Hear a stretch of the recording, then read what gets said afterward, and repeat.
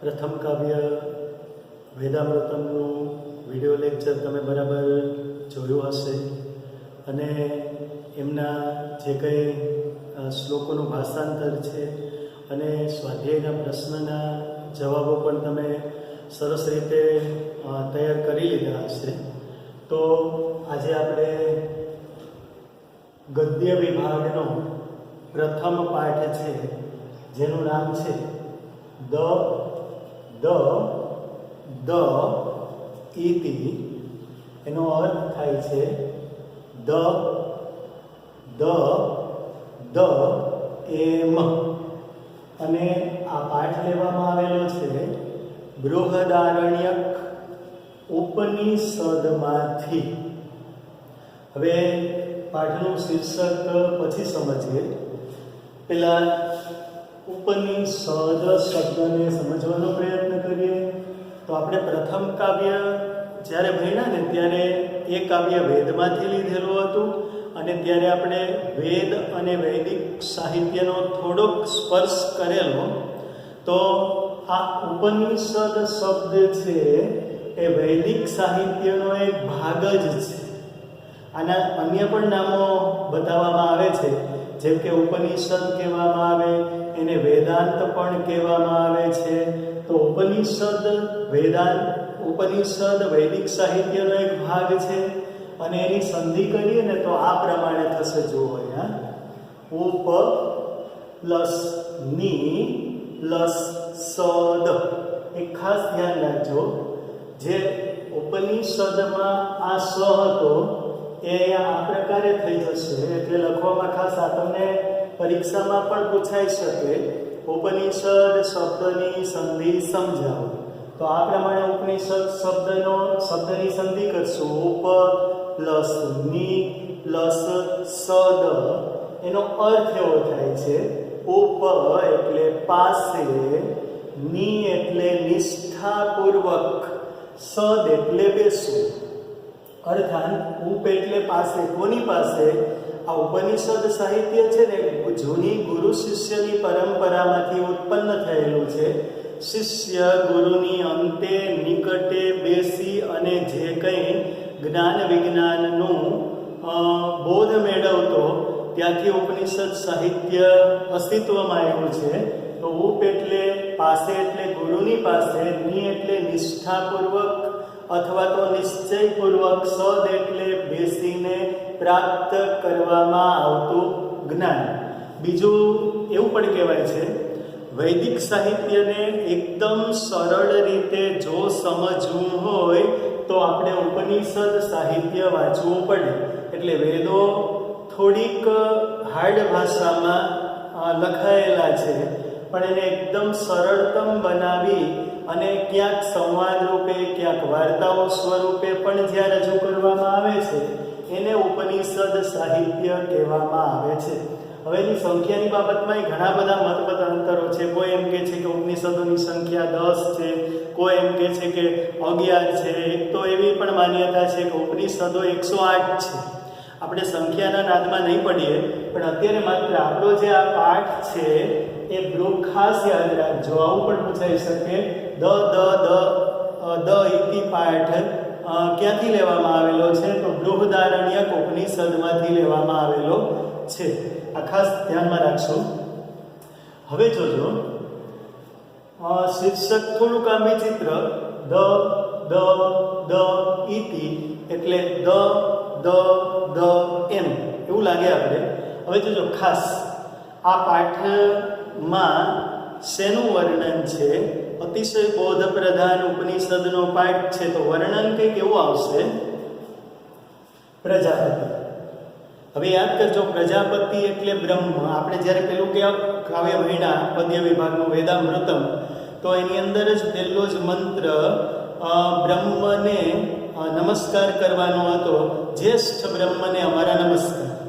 તો જો પ્રજાપતિ એટલે બ્રહ્મ, આ સૃષ્ટિના ઉત્પન્ન કરતા ને 3 પુત્રો હતા, દેવો, મનુષ્યો અને દાનવ. હવે બને છે એવું, પ્રજાપતિ બ્રહ્માના આ 3 પુત્રો પ્રજાપતિ પાસે જાય છે અને એને એક એવી વિનંતી કરે છે કે અમારા માટે હિતકારક અક્ષરનો ઉપદેશ કરો. બ્રહ્મા છે, પરમપિતા છે, પોતાનું સંતાન કેવા પ્રકારનું છે, કેવા લક્ષણો ધરાવે છે, કેટલા સંસ્કાર ધરાવે છે, કેટલી ખામીઓ ધરાવે છે, એના મા બાપ બરાબર જાણતા હોય છે. તો બ્રહ્માએ બરાબર વિચાર્યું કે મારા પુત્રો મારી પાસે કંઈક માગે છે કે અમારા માટે હિતકારક અક્ષરનો ઉપદેશ આપે. એમાંથી જોજો, સૌ પ્રથમ દેવો બ્રહ્મા પાસે જાય છે. એટલે બ્રહ્માએ બરાબર વિચારી અને એને ઉપદેશ આપ્યો દ. ત્યારબાદ મનુષ્યો જાય છે, એમને પણ ઉપદેશ આપે છે દ. ત્યારબાદ દાનવો જાય છે, એમને પણ ઉપદેશ આપે છે દ. એટલે પેલી વખત જ્યારે દેવો કંઈક લઈને આવ્યા એટલે મનુષ્યને એમ લાગ્યું કે આપણે કંઈક લઈ આવીએ પરમપિતા પાસે. દેવો અને મનુષ્યો બંને લઈને આવ્યા ત્યારે દાનવોને પણ એમ લાગે છે કે ના ના આપણે પણ લઈ આવીએ કંઈક. હવે જોજો, ત્રણેયને દ આપ્યો છે પણ ત્રણેયને એનો મતલબ જુદો સમજાવે છે. હવે જો દેવોની પ્રકૃતિ, દેવોને હું જોશું ને તો ખૂબ ધન વૈભવમાં ઉછરેલા હોય છે, ખૂબ વૈભવ, સંપત્તિ, સત્તા એમની પાસે હોય છે. એટલે એને ખરેખર દમનશીલ બનવું જોઈએ, એને સંયમી બનવું જોઈએ. હવે મનુષ્યની પ્રકૃતિ જોશું ને તો મનુષ્ય છે ને એ લોભી હોય છે. ઘણી બધી ગુજરાતીમાં કહેવતો અસ્તિત્વ ધરાવે છે. લોભિયા હોય ત્યાં ધુતારા ભૂખે ન મરે, લોભને થોભ ન હોય છતાંય મનુષ્ય લોભ કરે જ છે. એટલે મનુષ્યો લોભી હોય છે અને દાનવો કેવા હોય છે તો કે ક્રૂર હોય છે. એટલે પ્રજાપતિએ દેવો, મનુષ્યો અને દાનવોના આ દમન, લોભી અને આ જે ક્રૂર સ્વભાવ છે એને ધ્યાનમાં રાખીને ત્રણે ત્રણને દ અને દ જ ઉપદેશ આપે છે. હવે જોજો, ત્રણે ત્રણનો અર્થ જુદો સમજવાનો છે. દેવોને એમ કીધું કે તમારે દનો મતલબ કરવાનો છે દમનશીલ બનો, સંયમી બનો, તમારી જાત ઉપર તમારે કંટ્રોલ રાખવો જોઈએ. હવે જોજો, સમાજમાં જોશું ને આપણે તો બે પ્રકારનો વર્ગ છે. માની લો કે એક એકદમ ગરીબી રેખા નીચે જીવનારો વર્ગ અને એક અતિશય ધનાઢ્ય વર્ગ. તો હવે તમે પૂછવામાં આવે કે એમાંથી બગડવાના મોકા વધારે કોને મળશે, તો કે બગડવાના મોકા વધારે ધનવાનના સંતાનને મળશે. એટલા માટે કે એને જોઈતા સાધન, સગવડ, સંપત્તિ તમામ એના મા બાપ એને પૂરી પાડે છે. એટલે આ ખૂબ વૈભવમાં ઉછરેલા હોવાથી એને દનો મતલબ દમન કરવાનો છે, સંયમ કરવાનો છે, તમારી જાત ઉપર કંટ્રોલ રાખો. હવે મનુષ્યો કેવા છે તો કે લોભી પ્રકૃતિના છે. તો એને દનો મતલબ બ્રહ્માએ એને શું સમજાવ્યો તો કે દાન કરવો. આપણે ગયા મંત્રમાં ક્યાંક કાવ્યમાં ચર્ચા કરતા હતા, તેન ત્યક્તેન ભુંજીથા. આપણે જે કંઈ મળે છે એ આપણે એકલ પેટા બનીને ખાઈ લેવું જોઈએ નહીં, એકલા ભોગવી લેવું જોઈએ નહીં, બીજાનો પણ એમાં ભાગ છે આમ માનીને મનુષ્યએ શું કરવું જોઈએ તો કે દાન કરવું જોઈએ. દાન છે એ પરમ શ્રેષ્ઠ ગુણ છે. અત્યારે પણ આપણે કર્ણને યાદ કરીએ છીએ, ઘણી બધી હશે કદાચ ખામીઓ, પણ એના દાનવીર કર્ણ તરીકે એને ઓળખીએ છીએ. એટલે મનુષ્યોએ દનો મતલબ દાન કરવાનો છે. હવે આવે છે દાનવો. હવે દાનવો કેવા તો કે એકદમ ક્રૂર, નિર્દય, મારો કાપો, આવા પ્રકારના ભાવવાળા. તો એને દનો મતલબ શું કરવાનો છે તો કે દયા. મનુષ્ય માત્ર પર દયા રાખવી જોઈએ. દયા પણ એક મોટો ગુણ છે. એ કોણે કેળવવાની જરૂર છે તો કે દાનવોએ કેળવવાની જરૂર છે.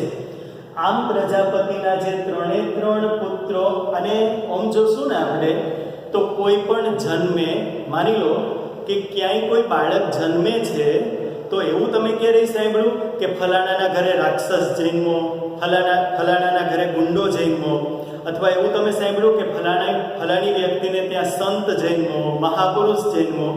બાળક જન્મે છે ત્યારે નિર્દોષ જ હોય છે, કોઈ પ્રકારનો એનામાં દોષ હોતો નથી. એ સારું પણ નથી હોતું અને ખરાબ પણ. એનામાં સારા ગુણો કે ખરાબ ગુણો હોતા નથી, કોરી પાટી જેવું હોય છે.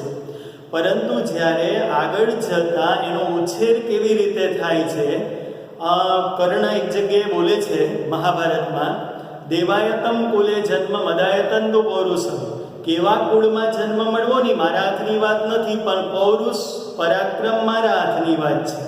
એટલે છેલ્લે બ્રહ્મા એ પણ સમજાવે છે કે હું જોઈએ તો બધા જ આમાંથી દેવો, મનુષ્યો અને દાનવો એવી કોઈ કેટેગરી ભગવાન બનાવીને મોકલતા નથી. ભગવાન કોઈને ખરાબ ક્યારેય કરીને મોકલતા નથી, એ સારા જ મોકલે છે અને બધાનું ભરણ પોષણ કરે છે. તો હવે સમજવાનું શું, આનો અંતિમ ઉદ્દેશ આપણે એમ લાગે કે આ પાઠ ભણવાનો આપણે ફાયદો શું, આનો ઉદ્દેશ આપણે શું મળે? તો બ્રહ્મા સમજાવે છે ઉત્તમ ગુણોથી યુક્ત મનુષ્યો જ દેવો છે. દેવો કંઈ મુગટ પહેરેલા, પીતાંબર ધારણ કરેલા વગેરે આવું કંઈ માનવાની જરૂર નથી. ઉત્તમ ગુણોથી યુક્ત મનુષ્ય દેવ છે. દાન વગેરે જે કરનાર છે એ કોણ છે? તો કે મનુષ્ય છે. અને હિંસા વગેરે દોષોથી જે દૂષિત છે કોણ છે? તો કે રાક્ષસો છે. તો માણસે પોતાની પ્રકૃતિ પ્રમાણે, સ્વભાવ પ્રમાણે, સમય પ્રમાણે વર્ણનો અર્થ સ્વીકારી અને આગળ વધવું જોઈએ. તાત્પર્ય શું? આપણે ખૂબ વૈભવમાં ઉછરતા હોઈએ, સુખ સાધન સગવડ સંપત્તિ ભગવાને ખૂબ આપી હોય, આપણે સંયમી રહેવું જ જોઈએ. જો આપણે મનુષ્ય તરીકે જીવતા હોઈએ, લોભી પ્રકૃતિના હોઈએ, તો આપણે દાન કરવું જોઈએ. અને આપણામાં જ્યાં જો કે હિંસક વૃત્તિ હોય, આપણામાં ક્રૂરતા હોય, તો આપણે ખરેખર દયા કરવી જોઈએ. એવો આ પાઠમાંથી આપણે બોધ મળે છે. ધ્યાનમાં રાખશું બરાબર. હવે પાઠના પ્રથમ પેરેગ્રાફ તરફ આપણે પ્રયાણ કરીએ છીએ. ભાષાંતર કરીએ. ઉપનિષત્સુ એટલે ઉપનિષદોમાં, સંવાદ રૂપેણ એટલે સંવાદ રૂપે, અતિવ એટલે અતિશય, મનોહરઃ એટલે મનોહર, ઉપદેશાઃ એટલે ઉપદેશો, શોભંતે એટલે શોભે છે.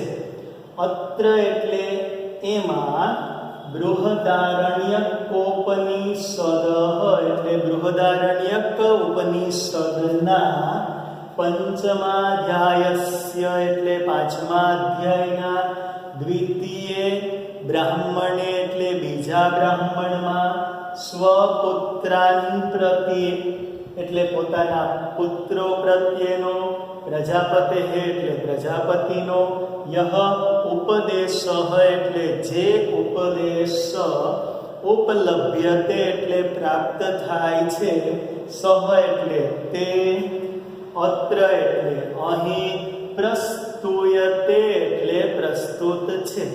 ફરી વખત શબ્દસહ ભાષાંતર બોલીએ છીએ. ઉપનિષત્સુ એટલે ઉપનિષદોમાં, સંવાદ રૂપેણ એટલે સંવાદ રૂપે, અતિવ મનોહરાઃ એટલે અતિશય મનોહર, ઉપદેશાઃ એટલે ઉપદેશો, શોભંતે એટલે શોભે છે. અત્ર એટલે અહીં, બૃહદારણ્યકોપનિષદ એટલે બૃહદારણ્યકોપનિષદના, પંચમાધ્યાયસ્ય એટલે પાંચમા અધ્યાયના, દ્વિતીય બ્રાહ્મણે એટલે બીજા બ્રાહ્મણમાં, સ્વપુત્રાન પ્રતિ એટલે પોતાના પુત્રો પ્રત્યેનો, પ્રજાપતે એટલે પ્રજાપતિનો, યહ ઉપદેશ એટલે જે ઉપદેશ, ઉપલભ્યતે એટલે પ્રાપ્ત થાય છે, સહ એટલે તે, અત્ર પ્રસ્તુયતે. માત્ર ગુજરાતી બોલું છું. ઉપનિષદોમાં સંવાદ રૂપે અતિશય મનોહર ઉપદેશ શોભે છે. અહીં બૃહદારણ્યક ઉપનિષદના પાંચમા અધ્યાયના બીજા બ્રાહ્મણમાં પોતાના પુત્રો પ્રત્યેનો, પ્રજાપતિનો જે ઉપદેશ પ્રાપ્ત થાય છે તે અહીં પ્રસ્તુત છે. એકદમ સરળ ભાષાંતર છે. હું માત્ર એક વખત ભાષાંતર બોલું છું, તમે પણ સાથે બોલવાનો પ્રયત્ન કરજો. ઉપનિષદોમાં સંવાદ રૂપે અતિશય મનોહર ઉપદેશ શોભે છે. અહીં બૃહદારણ્યક ઉપનિષદના 5મા અધ્યાયના બીજા બ્રાહ્મણમાં પોતાના પુત્રો પ્રત્યેનો પ્રજાપતિનો જે ઉપદેશ પ્રાપ્ત થાય છે તે અહીં પ્રસ્તુત છે. તો જોજો વિદ્યાર્થી મિત્રો, આમ સરસ આપણો જે પેલો દ ઇતિ પાઠ છે બૃહદારણ્યક ઉપનિષદમાંથી લેવામાં આવેલો છે. એની આ વાત ખાસ યાદ રાખજો કે ખરેખર આ પાઠનો હાર્દ એટલે હૃદય શું છે આને બરાબર ધ્યાનમાં રાખશો એટલે આમાંથી પૂછાતો કોઈ પણ પ્રશ્નનો જવાબ, માની લો કે આમાંથી એવો પ્રશ્ન, એક સમીક્ષાત્મક નોંધ, તમે જાણો છો બોર્ડના પેપરમાં સમીક્ષાત્મક નોંધ પૂછાય છે. સમીક્ષાત્મક નોંધ એટલે ટૂંક નોંધ. હવે ટૂંક નોંધ એવી પૂછાય, દ ઇતિ પાઠમાંથી મળતો બોધ અથવા દ ઇતિ પાઠમાંથી મળતો ઉપદેશ. તો શું લખવાનું થાય? આપણે સરસ મજાની આજે સમજાવી છે ને કે પ્રજાપતિ છે, એમને 3 પુત્રો છે, વગેરે વગેરે વાર્તાના સ્વરૂપે જ લખવાનું થશે, વિવરણના સ્વરૂપે લખવાનું થશે. એટલે ખાસ ધ્યાનમાં રાખજો, આ પાઠનું હાર્દ છે આજે સેમ જોઈએ. અને બાકી આપણે અત્યારે તમે તમારી સામે ટેક્સ્ટબુક પણ ખુલ્લી હોય, તમે જોઈ શકો પાઠનો જે પ્રથમ પેરેગ્રાફ છે 1.5 લીટી છે, એનું માત્ર અત્યારે આપણે અધ્યયન કર્યું છે. તો આનું બરાબર ચિંતન મનન કરજો અને આ પાઠનું જે કંઈ આગળની વાત છે એ આવતા લેક્ચરમાં આપણે આગળ વધારીશું.